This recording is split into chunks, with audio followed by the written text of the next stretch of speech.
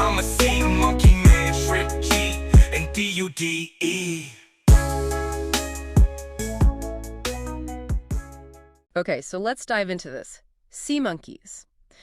You mentioned the name, and wow, it just brings back memories, doesn't it? That little packet promising a miniature miracle. It really does.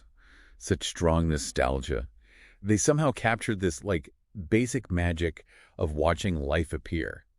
And these instant pets, they went way beyond just being a weird mail-order thing. Oh, absolutely. You saw them everywhere. Backs of comic books, sure, but then popping up in The Simpsons. South Park, yeah. Yeah. They became this, pop culture shorthand almost.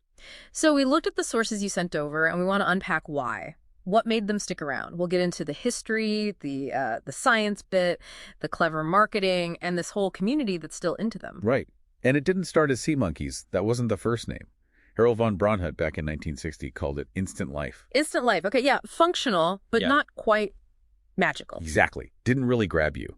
The game changer, the thing that led to, like, massive success, was the rebrand in 62. This is where it gets interesting how they presented it. Yeah. Suddenly they weren't just shrimp things, they were sea monkeys. And those drawings, Joe Orlando's art, completely fantastical. Totally. Those vibrant illustrations, as the sources call them, little humanoid creatures with crowns living in castles. I mean, that's not what brine shrimp look like. Not even close, but the name apparently came from their long tails, looking a bit like monkey tails. It gave them personality. It did. It transformed the whole thing. But, under all that fantasy, there was some real science happening. Von Braun had actually worked with a marine biologist, Dr. Anthony D'Agostino. Right, on what they called a scientific breakthrough, which sounds impressive for tiny shrimp. Well, it kind of was for the time. They weren't just using any old brine shrimp.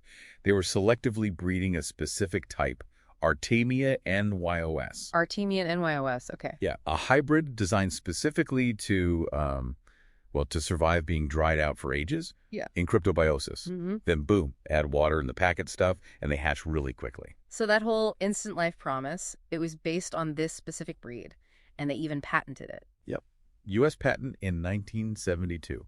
That really locked it down for them, made it unique. Wow. And that legacy, it's still going. Harold's widow, Yolanda Signorelli, she's now the CEO, the mother of the sea monkeys. That's right, at Transcience LLC. And apparently she still personally mixes the secret ingredients. Keeping the magic alive. And the company mission now talks about empowering a compassionate connection with our planet, one child at a time. Which connects back, doesn't it?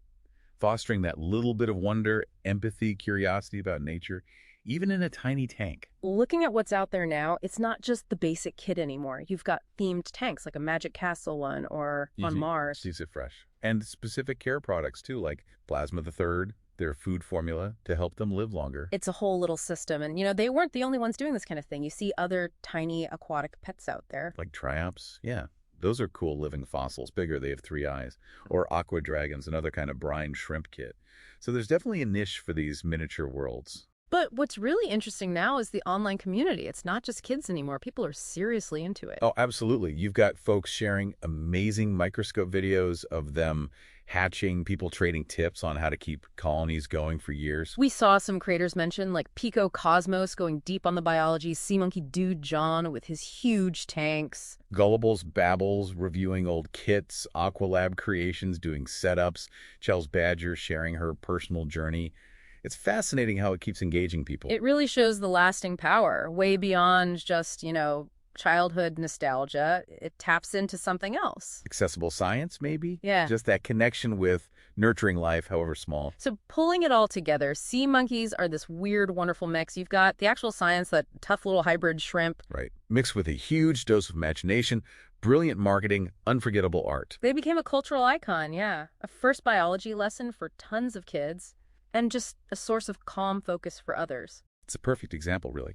How clever branding and art, tied to something genuinely novel scientifically, can create a phenomenon that lasts for generations. Makes you think, doesn't it?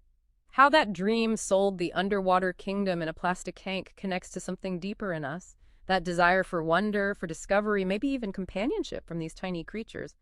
What does that tell you about the kinds of stories we need, or the ones that just stick?